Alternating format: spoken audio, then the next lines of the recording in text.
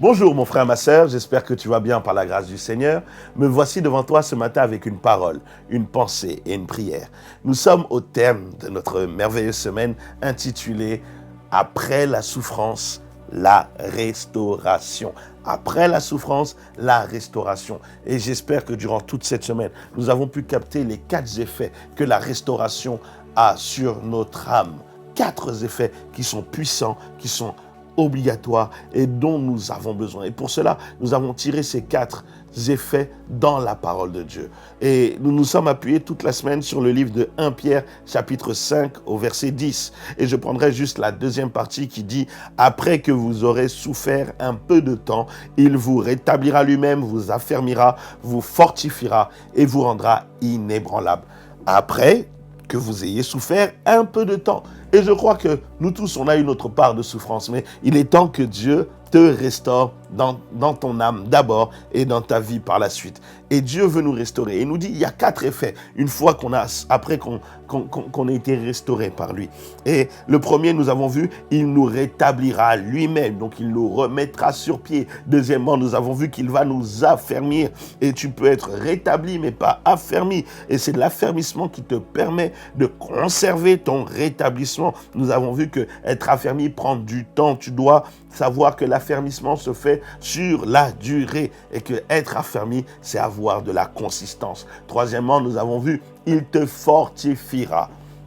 Fortifier, c'est rendre fort ou rendre plus fort. Se fortifier, c'est quelque part se protéger. Et que Dieu veut te fortifier, premièrement, pour augmenter ta solidité, ta résistance. Deuxièmement, pour accroître ton courage, ton énergie et ta fermeté morale. Et troisièmement, pour que tu progresses.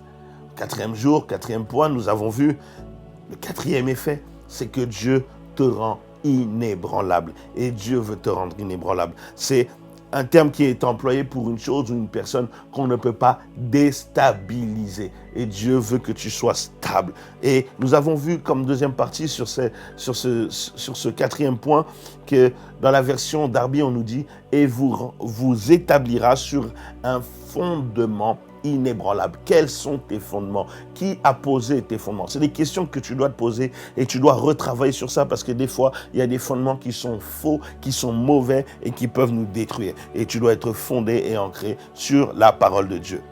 Pour finir aujourd'hui, j'aimerais en fait finir avec 4 prières.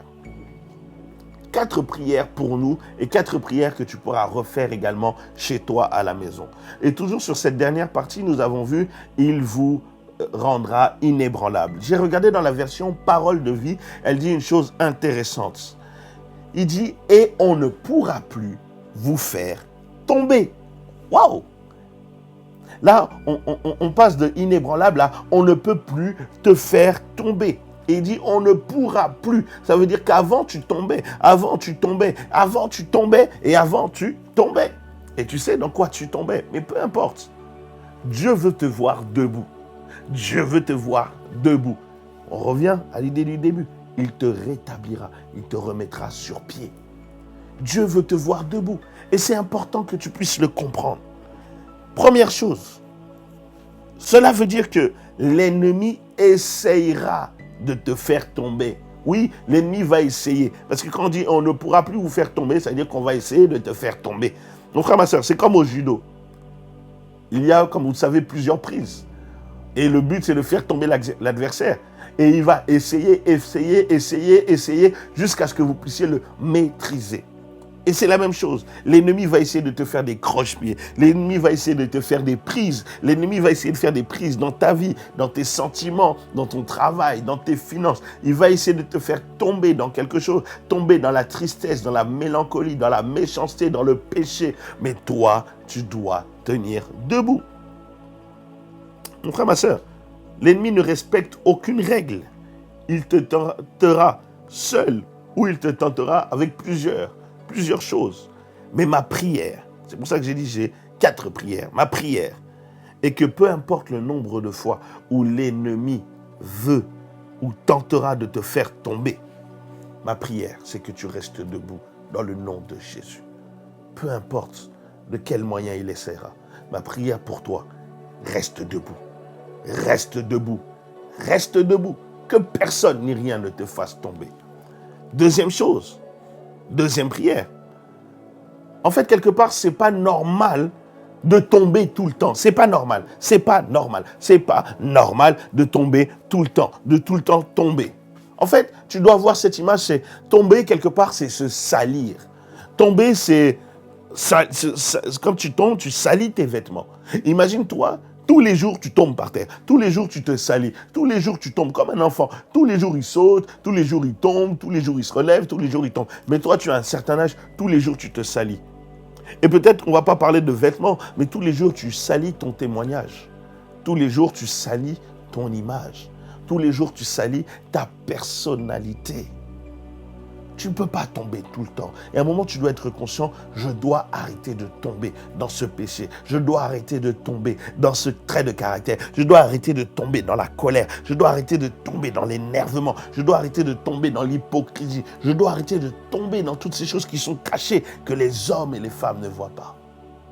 Ma prière pour toi, c'est que tu ne tombes plus afin de préserver ta restauration et que ton témoignage demeure propre. Afin de préserver ta restauration et que ton témoignage devienne propre. Arrête de te salir. Ma prière, c'est que tu arrêtes de salir ta vie. Arrête de salir ton témoignage. Arrête de salir ton image. Arrête de salir ta vie en tombant. Que ton témoignage reste propre. Telle est ma prière pour toi. Troisième point, troisième sujet. Le verset dit, et on ne pourra plus vous faire tomber. Mon frère, ma soeur, Dieu ne permettra plus qu'on se moque de toi. Une personne qui tombe tout le temps, on se moque d'elle. Ah ah ah, elle est tombée. Ah ah, elle est tombée. Au bout d'un moment, Dieu dit non, non, non, ça c'est mon fils, ça c'est ma fille. Elle doit à un moment arrêter de tomber. À un moment, non, je n'accepte pas qu'on se moque d'elle. Je n'accepte pas qu'on parle d'elle. Mon frère, ma soeur, j'ai envie de parler d'une autre catégorie d'ennemis, de ceux qui se moquent. Ceux qui sont toujours là en train de se moquer de toi. Quand tu tombes, quand tu chutes, ceux qui sont là, beaucoup se moquent de ta chute. Beaucoup se moquent de ton péché. Beaucoup se moquent de tes erreurs. Beaucoup en font même leur sujet de joie. Ah, t'as vu tel frère? Oh, il est tombé. Oh, telle sœur, on l'a attrapé. Je savais qu'elle était hypocrite. Oh, je savais qu'il était comme ça. Mon frère, ma sœur, tel type de personne qui se réjouit de la chute de l'autre, qui se réjouit de la faute de l'autre, qui se réjouit de l'échec de l'autre. Ça, c'est un autre type d'ennemi. Mais mon frère, ma soeur, ma prière est que tu ne deviennes plus le sujet de leur raillerie, le sujet de leur moquerie. Tu ne sois plus le sujet de moquerie de quelqu'un dans le nom de Jésus. Que ton nom ne se retrouve plus dans la bouche d'un moqueur, dans la bouche d'un railleur, dans la bouche d'une personne qui veut seulement raconter ton histoire en mal. Ma prière, c'est que quand Dieu te restaurera, tu ne sois plus dans la bouche un sujet de moquerie, dans la bouche de qui que ce soit, dans le nom de Jésus. Voilà ma troisième prière. Quatrième point et dernier, quand on dit « et on ne pourra plus vous faire tomber », c'est que Dieu enlèvera ta honte. Dieu enlèvera ta honte. Je ne sais pas si certains d'entre vous, vous êtes déjà tombés en public. Il n'y a rien de pire que de tomber devant tout le monde au centre commercial.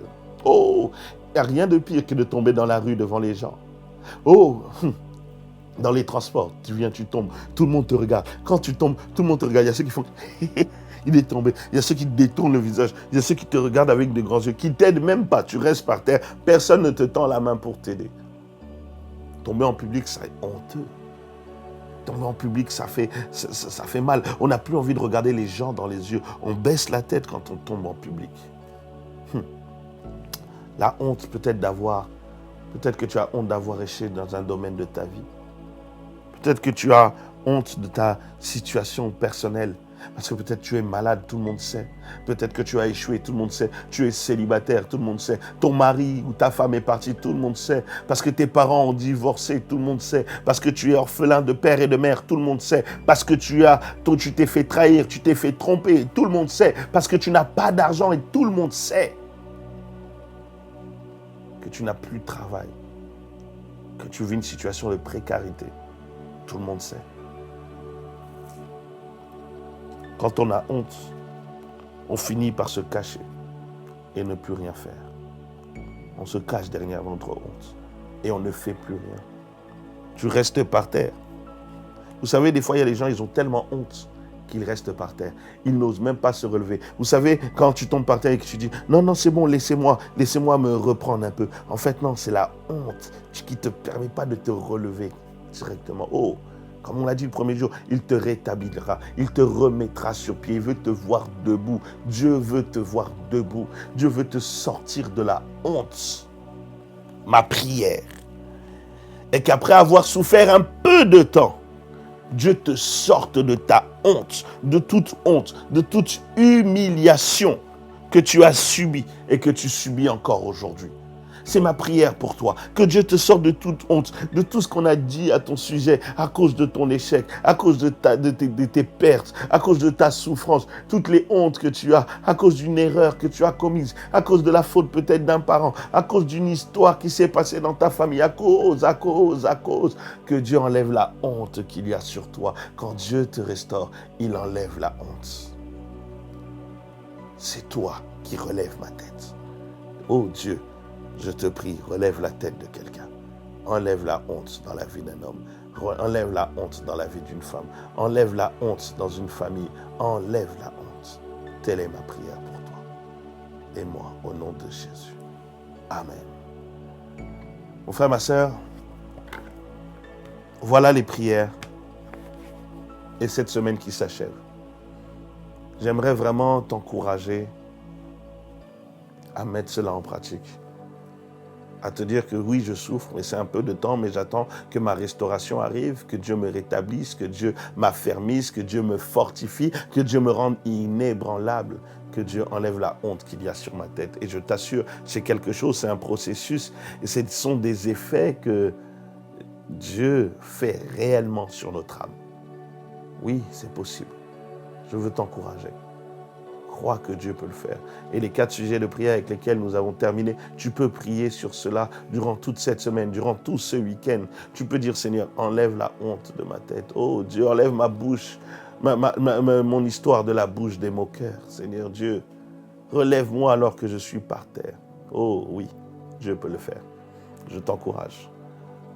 Partage également cet audio ou cette vidéo toute cette semaine que nous avons eue à une personne qui souffre peut-être actuellement en disant « Après la souffrance vient la restauration ». C'est une bonne nouvelle que tu peux donner à une personne autour de toi. Tel est mon encouragement pour nous cette semaine. Que Dieu vous bénisse. Passez un bon week-end. Et surtout, n'oubliez pas que Dieu est un bon Dieu. Amen.